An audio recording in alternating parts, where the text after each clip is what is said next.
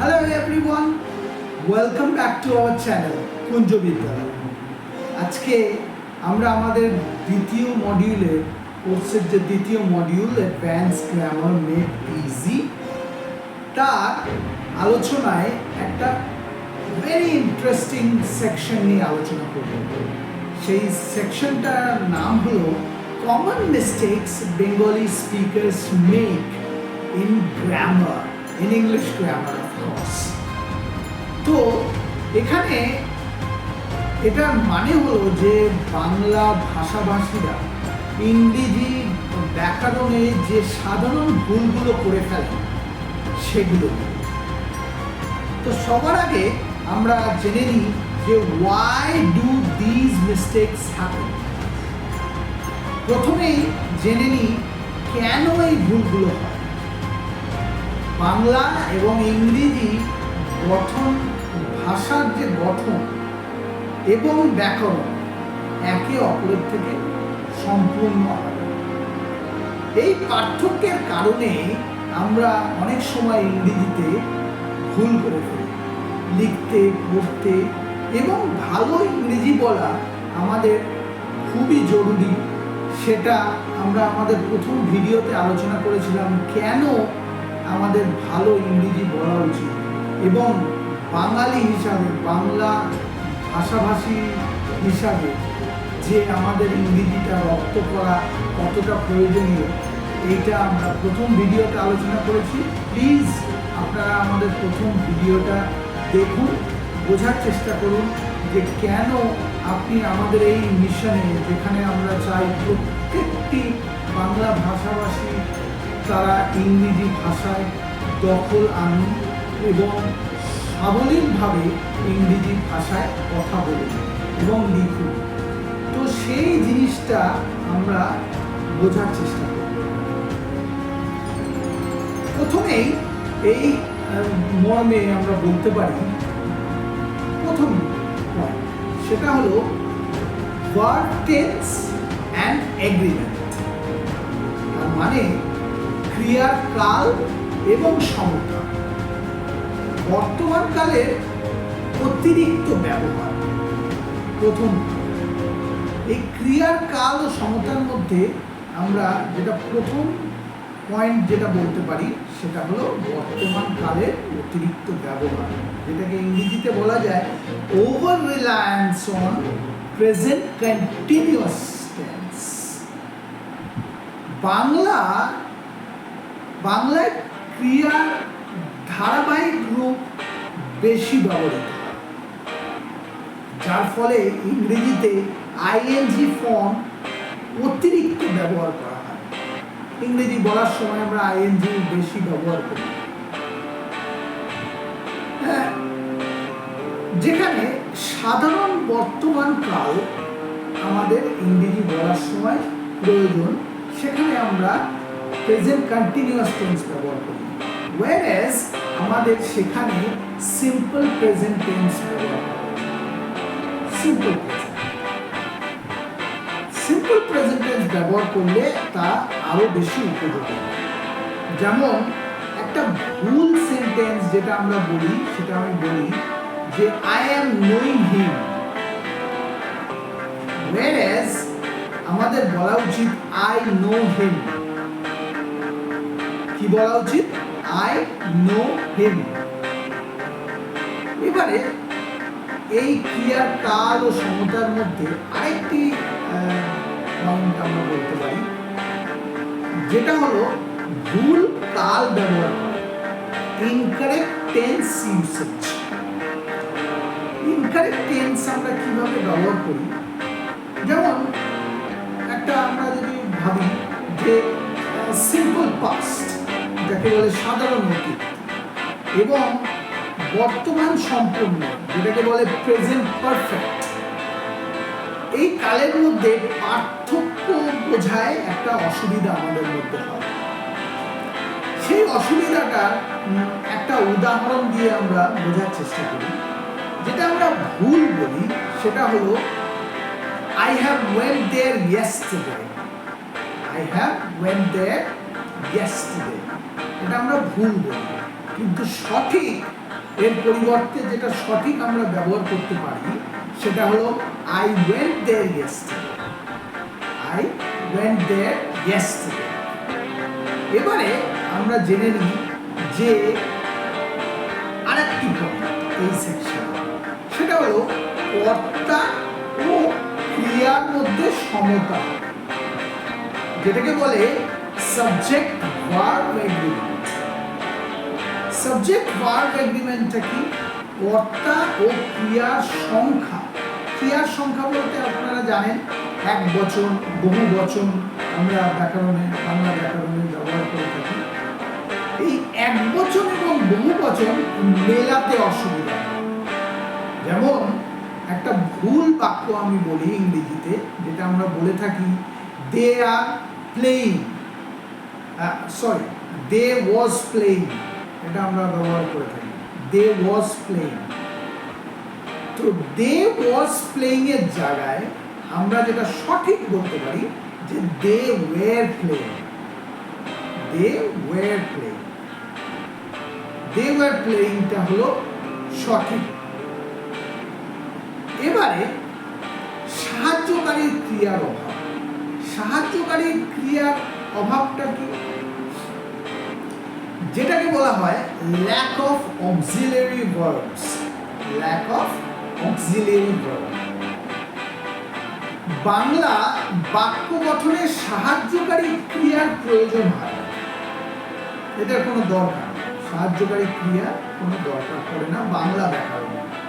সেখানে ইংরেজিতে এটা খুবই প্রয়োজনীয়।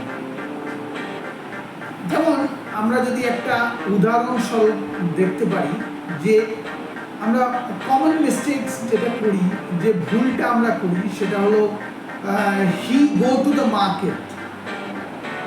সেখানে আমরা বলবো ঠিকটা হবে he goes to market, he goes to market. বা পাস্ট টেন্সে যদি এর ব্যবহার করি সেটা হবে হি ওয়েন্ট টু মার্কেট। এবারে আমাদের দ্বিতীয় পর্যায়ে আসে। দ্বিতীয় পর্যায়ে আমরা শিখব আর্টিকেলস।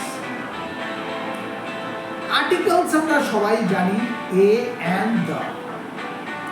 এই আর্টিকেলে বাদ করা, আর্টিকেলটা আমরা বাদ দিই, যেটাকে আমরা ইংরেজিতে বলতে পারি ওমিশন অফ আর্টিকেল। তো এখানে বাংলা ইংরেজির মতন আর্টিকেলের ব্যবস্থা কিছু নেই। ইংরেজির মতন যেমন অ্যান, এ, দা, এইগুলো বাংলায় এরকম করে কোনো আর্টিকেল নেই, যার ফলে আর্টিকেল আমাদের অগোচরে বাদ করে। একটা ভুল বাক্য আমি বলি যে আই স ডগ, আমরা বলে থাকি ভুল করে, কিন্তু এখানে আমাদের বলা উচিত I saw a dog, I saw a dog. বা আমরা বলতে পারি I saw the dog, I saw the dog. এবারে দ্বিতীয় পর্যায়ে আসি যে ইনকারেক্ট আর্টিকেল ইউসেজ। এটা খুব common mistakes, very common mistakes হলো incorrect article usage. Incorrect article ইউসেজের মধ্যে আমরা বলতে পারি এ, অ্যান এবং দা এর মধ্যে একটা বিভ্রান্তি আমাদের মধ্যে কাজ করে। যেমন এ কোথায় ব্যবহার করব, কোথায় অ্যান ব্যবহার করব এবং দা ব্যবহার করব, এই জিনিসগুলো আমরা কোথায় প্রয়োজন সেখানে ব্যবহার করার একটা ভুল আমরা করে থাকি। এবারে একটা ভেরি ইন্টারেস্টিং সেকশনে যাই, সেটা হলো প্রিপোজিশনস। প্রিপোজিশনস, প্রিপোজিশনস হলো বাংলায় যেটাকে বলে পদান্বয়ী অব্যয়। পদান্বয়ী অব্যয়ের মধ্যে আমরা যেটা ভুল প্রিপোজিশনস ব্যবহার, মানে ইনকারেক্ট প্রিপোজিশনস ইউজেজ, এইখানে আমরা একটা একটা বাগধারার মতন এবং বাংলা সরাসরি অনুবাদ করার ভুল করে থাকি। প্রিপোজিশন ইংরেজিতে একটা বাগধারার মতন আপনারা সবাই জানেন, এবং বাংলা থেকে সেটাকে সরাসরি আমরা চেষ্টা করি যে ওটাকে আমরা ট্রান্সফার করব। এটা খুব কমন মিস্টেকস আমরা করে থাকি। I am waiting for you in 5 minutes। এর পরিবর্তে সঠিক যেটা হবে, I will wait for you in 5 minutes। আরেকটি উদাহরণ হলো যে একটা মিস্টেক যেটা আমরা করে থাকি যে he is good in mathematics. এর পরিবর্তে আমরা ঠিক যেটা বলবো সেটা বলবো he is good at mathematics. He is good at mathematics, এটা হলো সঠিক বাক্য। এবারে কিছু কিছু জায়গায় আমরা সরাসরি প্রিপোজিশনকে ওমিশন করে দিই, ওমিশন অফ প্রিপোজিশনস। বাংলার প্রিপোজিশনের সরাসরি ব্যবহার কিছু নেই বলে আমরা এটাকে বাদ দিয়ে দিই অনেক জায়গায়। এই ভুলগুলো আমরা করে থাকি। চতুর্থ যেটা আমরা ভুল করে থাকি সেটা হলো সর্বনামের ব্যবহার। সর্বনাম যেটা ইংরেজিতে বলে প্রোনাউন, সেই প্রোনাউনের সবার আগে আমরা জেনে নিই যে সর্বনামের যে ইনকারেক্ট প্রিপোজিশনস, ইনকারেক্ট প্রোনাউন্সিয়েশন যেটা আমরা ব্যবহার করি। ইনকারেক্ট প্রোনাউন্সিয়েশন মানে কি, যেখানে কর্তা যেটা হবে সেটা হলো আই, হি অ্যান্ড শি, এই তিনটে হলো কর্তা। এবং কর্ম কি, মি, হিম, হার। এই সর্বনামের মধ্যে একটা বিভ্রান্তি আমাদের মধ্যে দেখা দেয়। যেমন উদাহরণস্বরূপ আমরা বলতে পারি me and him went to the store. এটা আমরা ভুল করে থাকি। Me and him went to the store, এই ভুলটা না করে আমরা এর পরিবর্তে যেটা সঠিক সব বাক্য ব্যবহার করতে পারি ইংরেজিতে, সেটা হলো he and I went to the store. He and I went to the store. Pronoun agreement যেটা সর্বনামের সমতা, এই সর্বনামকে সংখ্যা ও লিঙ্গ সংশ্লিষ্ট বিশেষ্যের সাথে মেলাতে অসুবিধা হয়। এই জিনিসটা আপনারা মাথায় রাখবেন যে সর্বনামের সংখ্যা ও লিঙ্গকে সংশ্লিষ্ট বিশেষ্যের সাথে কিভাবে আপনারা মেলাবেন, সেই জিনিসটা আপনাদের একটু প্র্যাকটিস করতে হবে। পঞ্চম আমরা বলতে পারি যে বাক্য গঠনে আমাদের কিছু ত্রুটি হয়ে থাকে। যেমন ওয়ার্ড অর্ডার, কিভাবে ওয়ার্ডগুলো আমরা প্লেস করব একটা সেন্টেন্সের মধ্যে, সেইটা আমরা খুব ভুল করি। বাংলা এবং ইংরেজি বাক্য গঠন আলাদা, এটা আপনারা সবাই জানেন। যার ফলে ইংরেজিতে শব্দক্রম ভুল বা অস্বাভাবিক হয় যখন আমরা বাংলা থেকে ডাইরেক্টলি আমরা ইংরেজিতে ইয়ে করি। বাংলায় কর্তা, কর্ম, ক্রিয়া SOV, এটা আপনাদের বুঝতে হবে। ইংলিশে আমরা পরবর্তী ভিডিওস যেগুলো আনবো সেগুলো আমরা বোঝাবো যে S মানে হলো সাবজেক্ট, O মানে হলো অবজেক্ট, V মানে হলো ভার্ব। এই তিনটে জিনিসের ব্যবস্থা যেখানে ইংরেজি কর্তা, কর্ম ও ক্রিয়া মানে কর্তা, ক্রিয়া, কর্ম এর যে ব্যবস্থা SVO, SVO এর ব্যবস্থাপনাটা আমরা একটু মাথায় রাখতে হবে। ইউজ অফ ডাবল নেগেটিভস, এই ক্ষেত্রে আমি বলতে পারি যে দ্বৈত নেগেটিভ ব্যবহার, নেগেটিভিটি দু রকম নেগেটিভিটি ব্যবহার। যেমন বাংলায় কিছু উপভাষায় দ্বৈত নেগেটিভের ব্যবহার করা হয়, দুবার আমরা নেগেটিভ বাংলা ভাষায় আমরা বলে থাকি, কিন্তু ইংরেজিতে কিন্তু এটা ভুল, এটা ব্যবহার করা উচিত না। যেমন আমরা উদাহরণস্বরূপ দেখতে পারি ইংরেজিতে আমরা যে মিস্টেকসটা করি, আই ডোন্ট নো নাথিং,